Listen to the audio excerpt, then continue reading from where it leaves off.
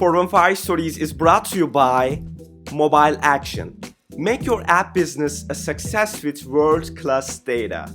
Sign up on mobileaction.co and apply the promo code 415 to get 15% off for any plan. Hello everyone, welcome to this amazing episode of 415 Stories. I'm your host Taham. Today I'm with Josh Browder, the founder and CEO of DoNotPay. Hey Josh, welcome to Pod. Thank you for having me. I'm lucky to have bumped into you. Thank you for joining me today, and let's tell us our audience how we met.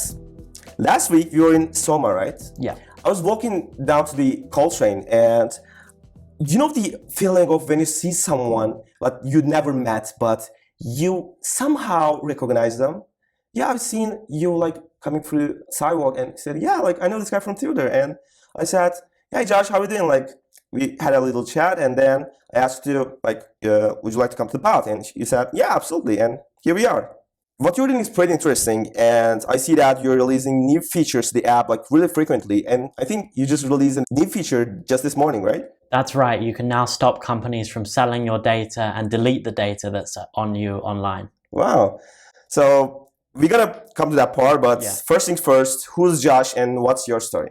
So I'm the founder of a company called DoNotPay, and we like to think of ourselves as the world's first robot lawyer. So we help people fight back against corporations and governments when the system tries to rip you off. And it got started 4 years ago when I got a bunch of parking tickets, and I was writing the same appeal letter over and over again. And I realized if you know the right things to say and you copy and paste the right documents, you can get out of a lot in life.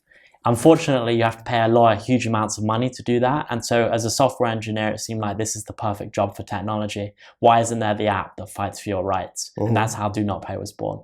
Okay, so what's your background though? So I'm originally from the UK, and I came here 4 years ago to study at Stanford, computer science. Wow. And the UK is a very interesting country. There are a lot more consumer rights in the UK than there are in the US. In the US, people are really being ripped off, and companies justify it by saying things like, oh, that's industry standard, that it's so hard to cancel your gym membership.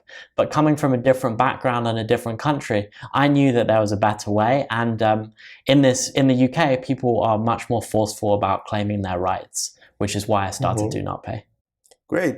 So let's more dive into DoNotPay. Yeah. So how many people you said in your company right now? So we're a small team of under 10 people. Under 10 people, yeah. So you're still scaling on products and features, not based on people in the company. So let's talk about the upcoming features. Like I think there are like more than 12 features or something on the app. So there are 12 main features, but it covers 100 different products that you can use, fighting for financial, legal, privacy rights. Wow, great. Yeah. I think it's been like a year and a half when you started DoNotPay. So what's your plans for the, let's say, upcoming 1.5 year or 3 year? What's the short-term plan? So the short-term plan is just to build more useful tools. Our next big product is around travel.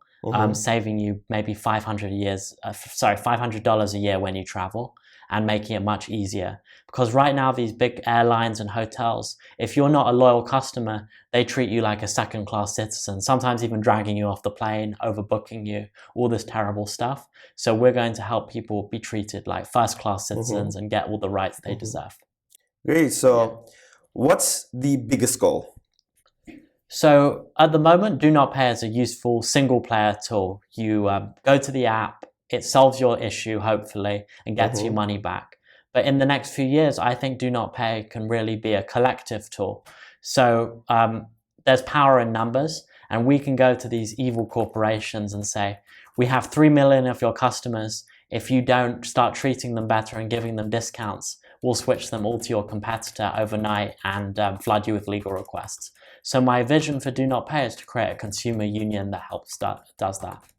Great. So let's talk about the business side. Yeah. So just because I think you are charging $3 a month. That's right, and you get access to everything. Everything. Like there's no upfront fee or additional fees. That's all. Great. So what's your plans or tactics through the business scaling? Just because like if you think that you're charging $3 a month, like what's your key performance indicators? Like let's say you're gonna trying to build more products into the app or try to acquire more customers, or what's the game plan there?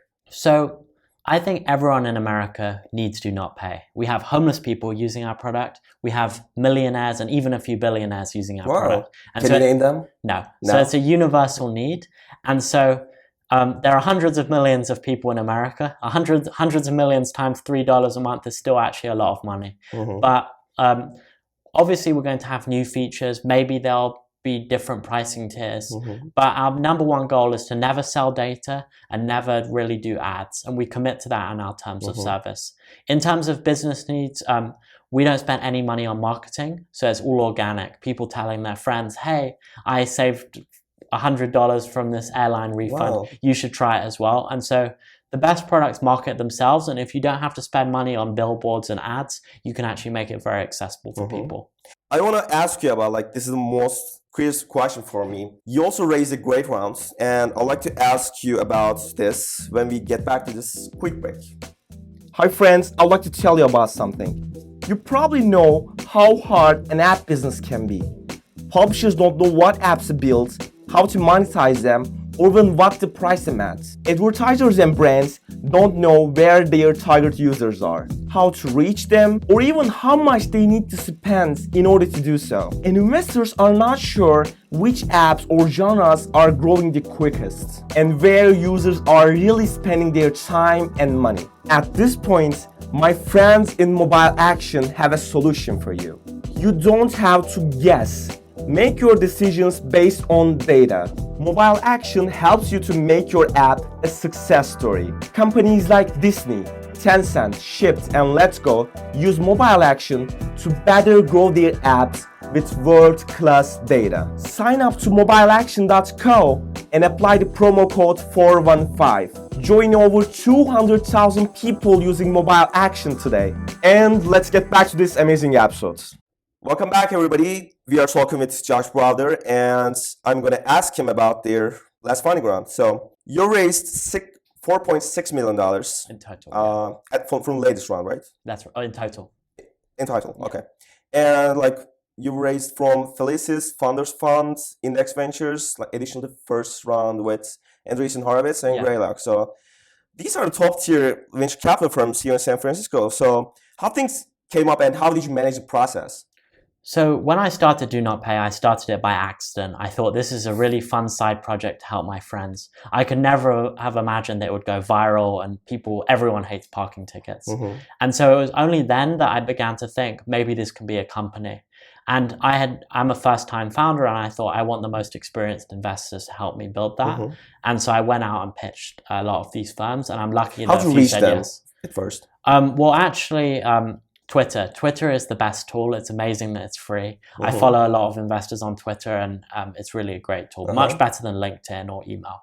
How much followers did you have back in time when you were DMing those or reaching those investors? Maybe just like 800 followers. Yeah. Oh. So when I first started. What'd you say? Like, did you like just DM to like Mark Andreessen and say, hey, like I'm doing something like this? Well, no, I think that I was lucky that Stanford is like in the Silicon Valley bubble. And so they're oftentimes on campus as well. So it wasn't all Twitter, but everyone is very accessible on the internet. There's this big misconception that you have to get this warm introduction or something like that. I think that even the most famous and top VCs, if you connect with them in the right way, they won't mind talking to you, especially if you are just humble and want to learn from them.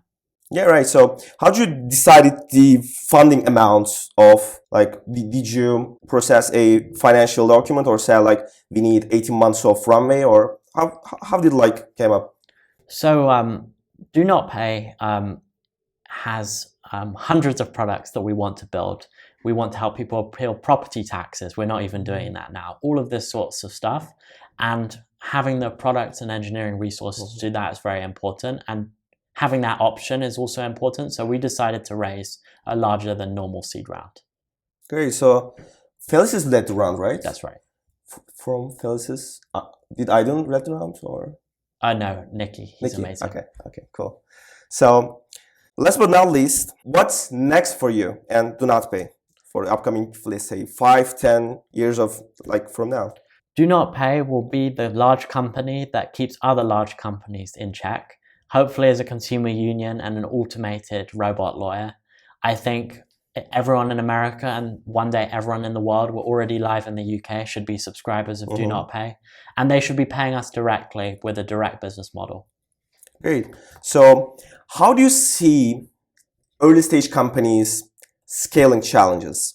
Just because there are like lots of information and advice out there, and as we like chatting before, we were talking about everyone says that you need to focus on a particular product in the market that solves just a niche problems. But DoNotPay does the exact opposite, right? So what did you see the secret there? So I think every company is different, and if you look at generic advice online, of course it doesn't apply in every case. And one of the biggest examples for DoNotPay is I think we decided very early on to go horizontal. So we wanted to do multiple use cases, help people with tickets, airlines, bank fees. And the typical advice is you need to focus on that one thing and then you scale it. But the problem is the average person in America only gets parking ticket once a year. How can you build a subscription business on that? Or how can you even get the person to remember the name of your company? And DoNotPay seems like an obvious idea. We have Airbnb for hotels, Uber for ride sharing, but there's no app that fights for your rights. It seems like it should already be done.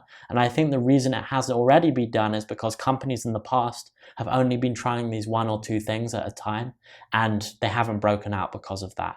In the past, there was a company called Fixed, which helped people in San Francisco with their parking tickets, eventually shut down.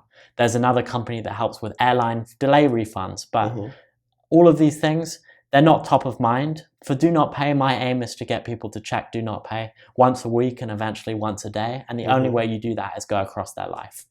Great. So for now, the services are focused on the legal features, right? So there will be any verticals like, let's say, I do not want to pay for my dinner, let's say.